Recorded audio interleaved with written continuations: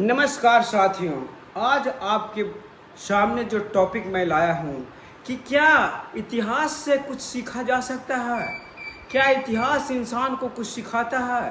तो मेरा कहना है इतिहास बहुत चीज़ सिखाता है। और आज हम जो टॉपिक लाए हैं कि हमारे बुजुर्ग कह दिए हैं कि पूरे जगत में, जंगल में सबसे बढ़िया इंसान ही है जो अपने लिए हंसता है और कोई इंसान अपने हंसता नहीं है और ये सब के बारे में सोचता है।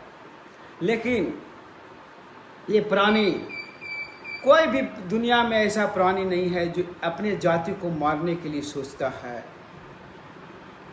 हाथी है, हाथी को नहीं मारता।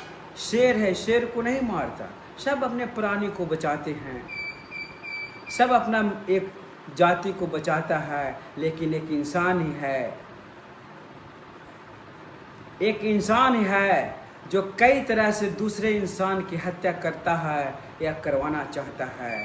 कभी धर्म के नाम पर, कभी जाति के नाम पर, तो कभी दौलत के लिए, तो कभी सत्ता के लिए। ये चार चीज़ के लिए मानव की हत्या करता है। यह तो विकासवाद का अपमान है और घोर अपमान है।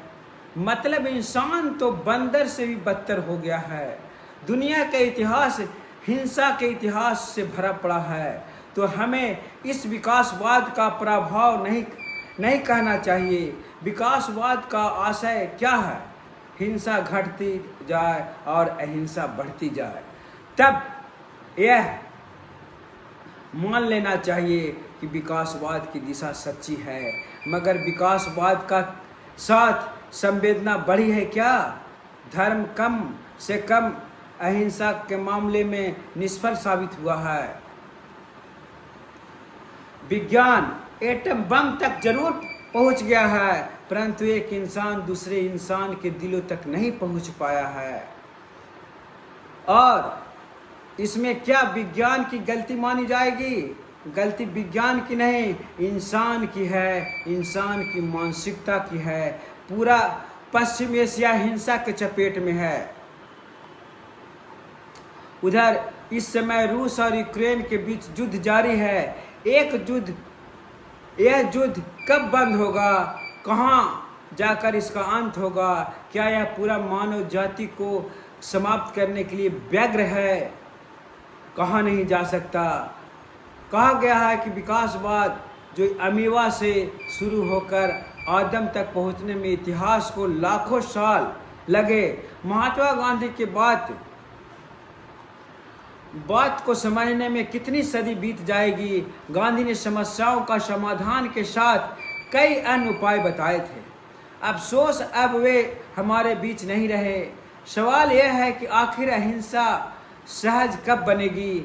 मानव अहिंसक समाज की ओर कब अग्रसर होगा? इतिहास कहता है कि कब्र की ओर की आशा मत रखो, लेकिन फिर भी जीवन कभी कभी बहुत लंबे समय से जिसकी ललक हो, ऐसे न्याय की एक लहर उठ सकती है जिसमें आशा और इतिहास की संगम घटित हो सकती है।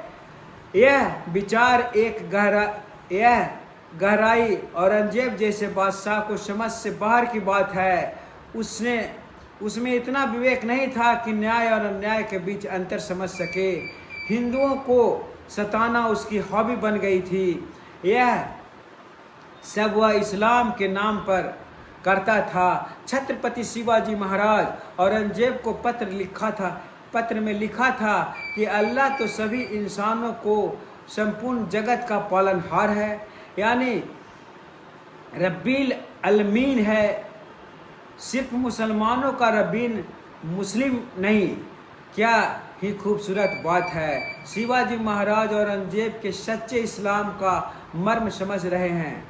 और औरंगजेब में अगर थोड़ा सा भी विवेक होता तो वह इस बात को समझ जाता और शिवाजी को अपनी गुरु मान लेता।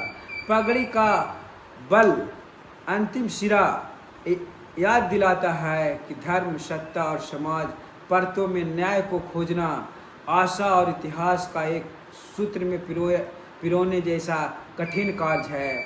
जब जब कोई शिवाजी अपने शत्रु को धर्म सिखाए तो ये आशा फिर से उठती है, शायद इतिहास किसी दिन इंसानियत के पक्ष में करवट लेगी, यानी इतिहास से हम बहुत कुछ सीखेंगे। आज की जो टॉपिक था मेरा इतना ही। इससे यदि आप उसको सीख मिला होगा तो एक लाइक ज़रूर बनता है, एक लाइक ज़रूर करेगा। आपको यह इतिहास से सीखने का जो मैंने सीख निकाला है, क्या आपको अच्छा लगा तो ज़रूर एक लाइक करिएगा, कमेंट करिएगा। धन्यवाद धन्यवाद धन्यवाद। वरुण कुमार, संत कोलंबस, ITI से।